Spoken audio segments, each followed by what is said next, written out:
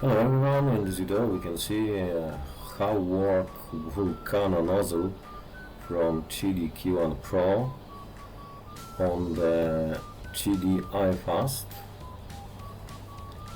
The old nozzle from I-Fast give about 15 cubic millimeters per second.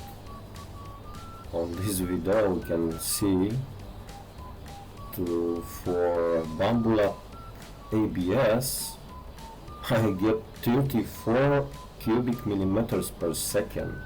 Before I have only 15.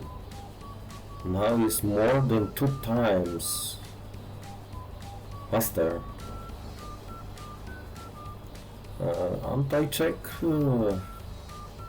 this is possible to use the Volcano Nozzle on I-Fast.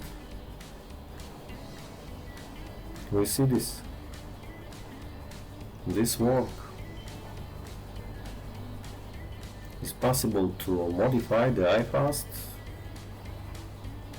the normal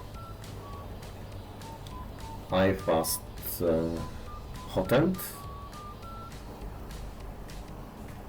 I just change the nozzles from Q1 Pro.